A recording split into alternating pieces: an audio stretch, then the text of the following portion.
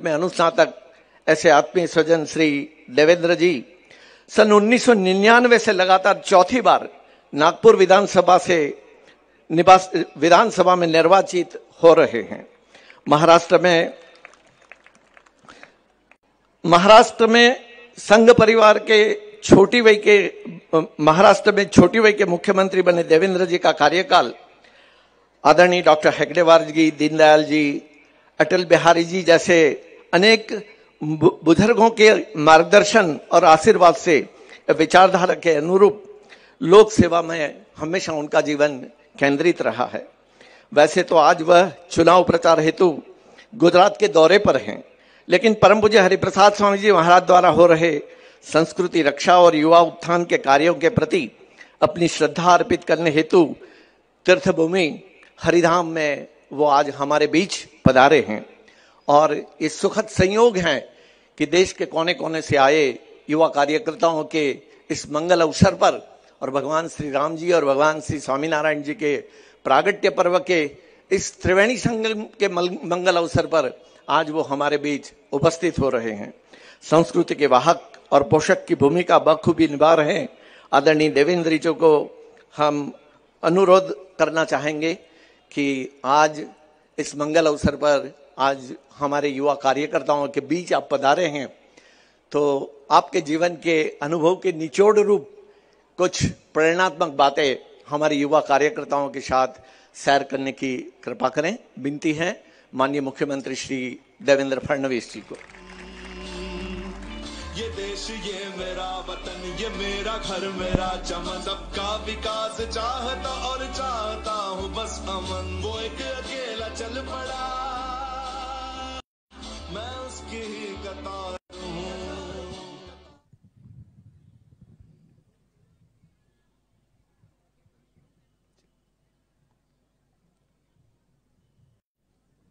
पवित्र हरिधाम में आज जहां मैं पूजनीय हरिप्रसाद स्वामी जी महाराज के दर्शन लेने के लिए और आशीर्वाद प्राप्त करने के लिए आया हूं, और अभी उनसे अनुग्रह प्राप्त भी किया है। साथ ही में यहाँ पर उपस्थित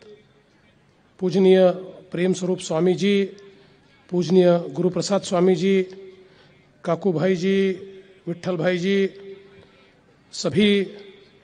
आत्मीय समाज के और आत्मीय युवा समाज के बहन और भाइयों, मैं सबसे पहले पूज्य स्वामी जी को बहुत बहुत वंदन करता हूं और उनका आशीर्वाद भी ग्रहण करता हूं।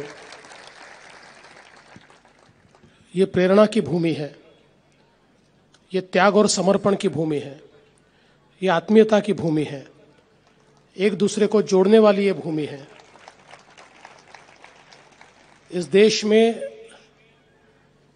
सबसे महत्वपूर्ण कार्य कोई होगा तो वो व्यक्ति निर्माण का कार्य है, और मैं ऐसा मानता हूं कि वो कार्य यहां चलता है।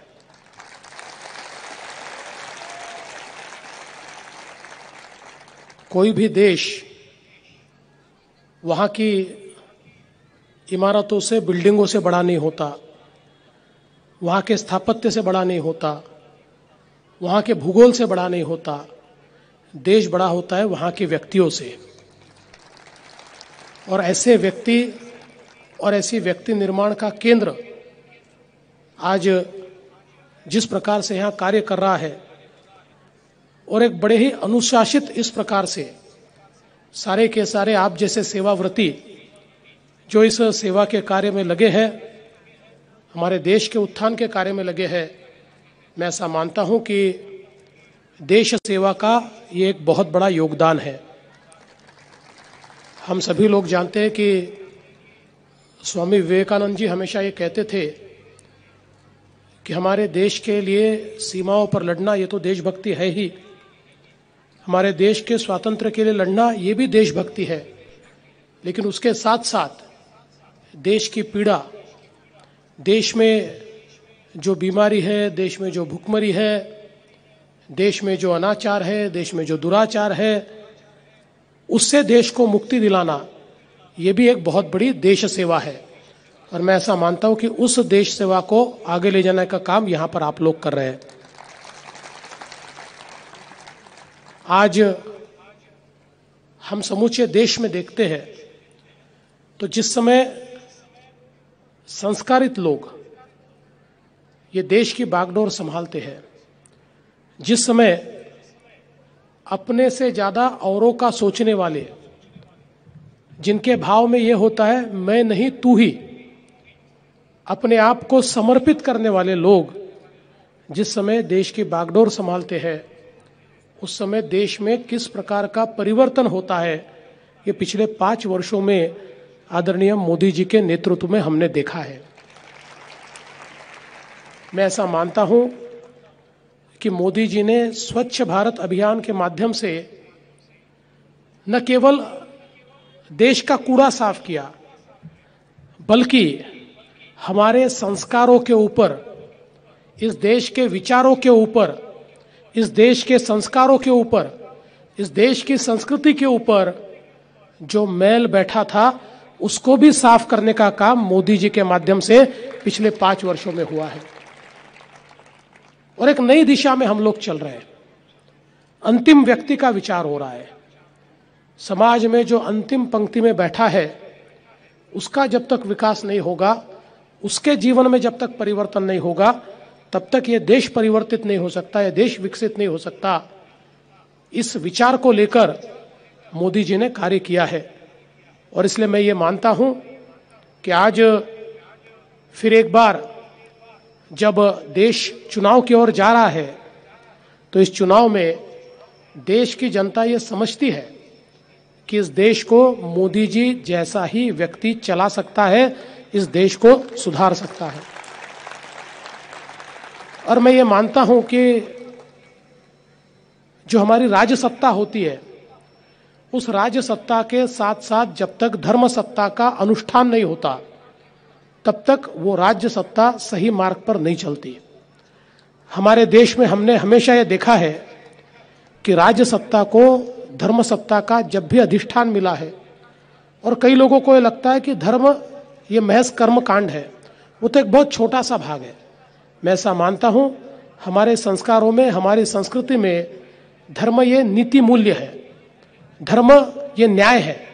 और न्याय और नीति मूल्य के साथ जो लोग काम करते हैं वही लोग अच्छे शासक बनते हैं। और धर्म सत्ता हमेशा राज सत्ता को ये बताती है कि जब जब राज सत्ता भ्रष्ट होती है तो धर्म सत्ता उसको मूल्यों के आधार पर सीधी राह पर चलने के लिए प्रेरित करती है। और इसलिए मैं ये मानता हूं कि ये जो संगम है राज सत्ता का और धर्म सत्ता का, राज सत्ता का और मूल्याधिष्ठित विचारों का, ये इस देश में बहुत महत्वपूर्ण है। और इस बात को इस देश में आदरणीय मोदी जी ने जाना। और इसलिए मैं ऐसा मानता हूं कि आज जब हमारे पूज्य स्वामी जी इस देश में एक परिवर्तन का कार्य कर रहे हैं, और विशेष रूप से हमारे ग्रामीण भागों में, हमारे छोटे छोटे गांवों में, कस्बों में, आज जब लोगों को प्रेरणा मिलती है, लोगों को अनुशासन मिलता है, सारे प्रकार के प्रलोभनों से लोग दूर होते हैं, एक अच्छी आजीविका की ओर लोग जाते हैं, तो मैं ऐसा मानता हूं कि एक बहुत बड़ा कार्य इसके माध्यम से हो रहा है। मैं एक चीज और कहना चाहता हूं कि आज हमारा देश जिस कगार पर खड़ा है, दुनिया की सबसे तेजी से विकसित होने वाली अर्थव्यवस्था आज भारत है। और साथ ही में दुनिया के सामने बहुत ही ताकत के साथ और स्वाभिमान के साथ खड़ा देश अगर कोई होगा तो हमारा भारत देश है। आप देखिए, एक समय ऐसा था इस देश में कोई भी घुसता था, बमबारी करता था, हमारे देशवासियों को मार देता था, और हमारी सरकारें केवल उसकी भर्त्सना करती थी, उससे ज्यादा कुछ नहीं करती थी। चर्चाएं करती थी और भर्त्सनाएं करती थी। बहुत हो गया तो यूनाइटेड नेशन में जाकर शिकायत करती थी कि बताइए हमारे पड़ोसी को आप समझाइए, हमारे पड़ोसी को, वो हमारे साथ देखिए कैसा व्यवहार करता है, मानो दो बच्चों में लड़ाई हो जाए और एक बच्चा अपने पिता के पास पहुंच जाए और कहे कि बताओ ये मुझे मार रहा है। इस प्रकार की अवस्था 125 करोड़ के देश की थी। इसीलिए इस देश में बार बार बमबारी होती थी, हमले होते थे, लोगों को मार दिया जाता था। लेकिन मोदी जी ने इस देश के चरित्र को बदल दिया। ये कमजोर देश नहीं है, ये दुनिया के सामने लाया। जिस समय उरी में हमारे सैनिकों को शहीद किया गया, उस समय मोदी जी ने जिस प्रकार से हमारी सेना को अधिकार दिए और हमारी सेना ने सर्जिकल स्ट्राइक किए, उससे पहली बार दुनिया को यह समझ में आया कि अमेरिका और इजराइल के बाद अब एक और नया देश ऐसा तैयार हुआ है जो देश अगर उसके सैनिकों पर हमला होता है तो घुसकर अपने हमले का बदला ले सकता है। जिस समय पुलवामा में 40 से ज्यादा हमारे सीआरपीएफ के जवान शहीद हुए, जिस प्रकार का शौर्य हमारी सेना ने दिखाया, बालाकोट में रात को 3:30 बजे जिस प्रकार से वहां पर आतंकवादियों के अड्डों को ध्वस्त किया गया, पूरी दुनिया ने इसको माना कि ये नया भारत है, ये सिर ऊंचा रखने वाला भारत है। लेकिन दोस्तों, एक और इस भारत की संकल्पना हम करते हैं और दूसरी ओर इसी भारत में कुछ लोग हमारे सैनिकों के शौर्य पर प्रश्न भी उपस्थित करते हैं, हमारे सैनिकों को सबूत भी मांगते हैं, क्या ये सच में हुआ है, ये कैसे हुआ है, इसका सबूत क्या है। मुझे बड़ा आश्चर्य लगता है जिस समय कोई हमारे सैनिकों के शौर्य पर भी प्रश्न चिन्ह लगाता है। और इसलिए मैं आप सभी से ये निवेदन करना चाहता हूं, ये कोई राजनीतिक मंच नहीं है, लेकिन हम सारे देशभक्त लोग यहाँ बैठे हुए हैं और मैं देशभक्तों की देशभक्ति को पुकारना चाहता हूं, उसको आह्वान करना चाहता हूं कि आज देखिए किस प्रकार के घोषणा पत्र इस देश में आ रहे हैं। कांग्रेस ने अपने घोषणा पत्र में यह कह दिया कि देश में हमारी सत्ता आएगी तो कश्मीर से सैनिक कम करेंगे, कश्मीर में सैनिकों को दिए हुए विशेष अधिकार हम लोग निकाल लेंगे। मैं कभी कभी समझ नहीं पाता हूं, 100 साल से पुरानी पार्टी, ये वोट के लालच में इनको क्या हो रहा है, ये क्यों देश का विचार नहीं कर पा रहे। देश में अगर कश्मीर की सेना को हम निकालेंगे, सेना के अधिकार अगर हम छीन लेंगे, तो कल को जब गोलियां चलेगी तो मेरे सैनिक को छाती पर गोली खानी पड़ेगी, लेकिन वो गोली मार नहीं पाएगा। और फिर जब वो शहीद होगा तो उसका जवाब उसके परिवार को और देश को कौन देगा, ये सवाल आज हमारे सामने है। 124 से हम निकाल देंगे, ये अगर कोई घोषणा पत्र कहता है, 124 से जो देशद्रोह का गुनाह है उसको निकाल देने की बात अगर कोई कहता है, तो मुझे ऐसा लगता है दुनिया के इतिहास में ऐसा कोई देश नहीं होगा कि जिस देश में देशद्रोहियों के साथ व्यवहार ऐसा किया जाता है, कड़ा व्यवहार नहीं किया जाता। सारे देशों में देशद्रोहियों के साथ कड़ा व्यवहार किया जाता है, पर हमारे देश में कांग्रेस जैसी पार्टी अपने घोषणा पत्र में कहती है कि अब ये जो यहां पर देशद्रोह के खिलाफ 124A है, इसको हम खत्म कर देंगे। मैं आपको इतना ही आह्वान करना चाहता हूं, ये चुनाव कोई व्यक्ति का चुनाव नहीं है, किसी को प्रधानमंत्री बनाने के लिए, किसी को सांसद बनाने के लिए चुनाव नहीं है, ये देश का चुनाव है। इस देश में देशभक्तों की सरकार आएगी या देश विरोधियों को मदद करने वालों की सरकार आएगी, इसका विचार करने का ये चुनाव है। संस्कार और संस्कृति को जीवित रखने वाली सरकार आएगी या संस्कार और संस्कृति को ठोकर मारने वाली सरकार आएगी, इसका फैसला करने वाला ये चुनाव है। और इसलिए आप जैसे सारे सेवाव्रती जब यहाँ बैठे हैं, पूज्य स्वामी जी जब यहाँ बैठे हैं, तो आप सभी का आशीर्वाद हमको चाहिए। ये आशीर्वाद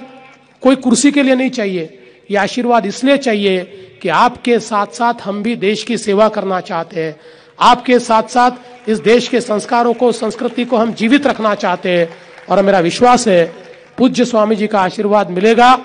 और फिर एक बार इस देश में मोदी जी के नेतृत्व में एक संस्कारित और देश को आगे ले जाने वाली सरकार बनेगी। मैं आपका बहुत बहुत आभार व्यक्त करता हूं, पूज्य स्वामी जी का फिर एक बार आशीर्वाद ग्रहण करता हूं और अपने शब्दों को विराम देता हूं। जय हिंद, जय भारत, जय स्वामी जी।